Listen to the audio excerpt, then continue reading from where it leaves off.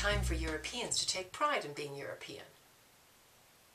I heard that, and in me I felt both recoil and a spark of keen interest. Recoil. The words came from someone who spent his life studying stuff like Tai Chi. Still, there's something in me that says, beware, this is dangerous ground. The voice continued. I was listening to a radio show. After all, it's Europeans who sent a man to the moon. We've done amazing things. We shouldn't forget that. We should take pride. And then he went on to do what any good, caring European would do at the moment. He spent the next 5 minutes lauding non-Europeans, their achievements. In other words, European pride did not mean putting down others, just recognizing and applauding and taking pleasure in our accomplishments. Not like America the greatest, just that people of European origin, whites, have accomplished great things. This pride is far from we are the greatest, we are the best, we are better. It's also far from we've only done horrific things, our history is only one of horrors. For me, the kind of European pride he was mentioning, he being John Wells, a lifelong Tai Chi master, is hugely different from pride cometh before the fall, a sense of smug superiority with some of the worst outcomes being stuff like the Holocaust. And there I come to the need for German pride, not just German shame over the Holocaust. Yes, much to recoil from in German history, but what of the good and the great, including that Germany had the largest feminist movement in the world before the Nazis came to power. So much creativity, so many rights. There's a stage model I teach, in which the first stage is the entrenched belief in superiority, inferiority, male, female, white, non-white, Christian, non-Christian, heterosexual, non-heterosexual, able-bodied, non-able-bodied. The first stage, in other words, is pride cometh before the fall. That kind of pride. Of course, the fall may not come for generations upon generations. Inequalities can be entrenched for millennia. But a fall is needed, essential, because this belief system, this society, is built on falsehoods that men, whites, Japanese, etc., are superior.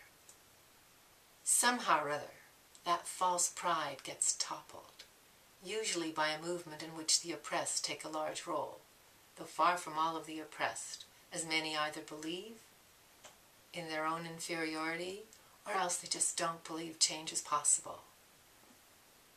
What comes next? The next natural step, a sense of guilt and shame by those who once felt superior. Often, actually, this guilt and shame isn't felt by the guilty, but by following generations. Guilt, shame, mix-up, loss, confusion, uncertainty about what to value, uncertainty about can you figure out if there is anything right or wrong. In that stage, people of European origin don't value their group, except maybe covertly, and then they may try to get rid of all vestiges of such pride, seeing it as something awful, something to be ashamed of. Probably worst is if that sense of guilt and shame is largely or completely unrecognized, or seen as the correct outcome of history. You should be ashamed, even if the crimes happened generations ago. With that, I come to political correctness gone mad, often fed into by those in non-dominant groups, blanket negativities about those in the dominant group, seeing prejudice and injustice everywhere, and able at that stage to see the humanity in those in the dominant group. And it's to those caught by the trap of political correctness gone mad that the words of John Wells, echoed by my words, have the most importance. We all need to take pride in not just ourselves, but our group in the great things accomplished. There's a final stage when such things no longer need to be even mentioned, because all people naturally have been brought up with much inner pride, self-respect, and pride in the achievements of others as well as their own group. We're not there yet, clearly. So for now, whatever your group, Hutu, 800,000 Tutsis massacred, German and Austrian, 6 million Jews, 600,000 gays, millions more of gypsies, Jehovah's Witnesses, etc. Of European origin, North and South American invasion and conquest, plus all that was done in Australia, New Zealand, India, China, Africa, etc., etc. Where also, by the way, good was done. I think of practices like sati, foot binding, and the still ongoing genital mutilation. So back to, whatever your group, Hutu, German, Austrian, of European origin, in each case, much to recoil from and say, never again. Also, always, much to be proud of. And I will end on another point. To get to healthy pride, painful guilt and shame must be faced.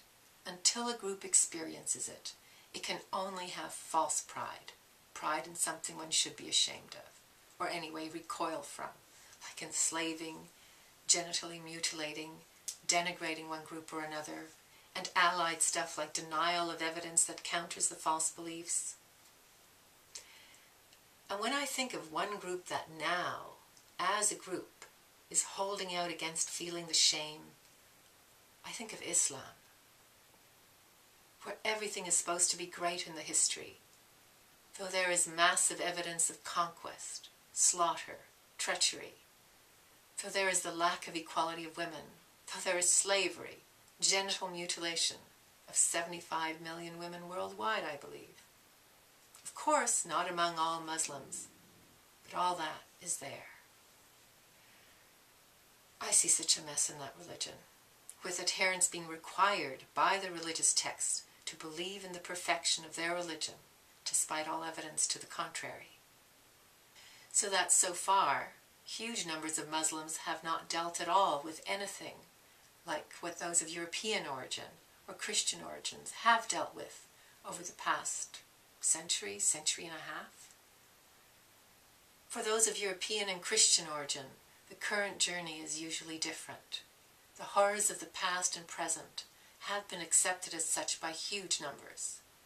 So in fact, the current journey would need to be toward healthy pride, not the before pride based on false beliefs and injustices accepted as right, but the true pride based on taking in evidence and seeing there is, not just horror, but much of amazing achievement, compassion, creativity, and more. In the end, we all need to come to true recognition of our group's past horrors and imperfections, as well as past achievements. We all need to come to true pride. This is just one of many ideas developed over years of study. For more, enjoy more of Elsa's Idea Emporium. What will you get? Something amazingly powerful. Ideas.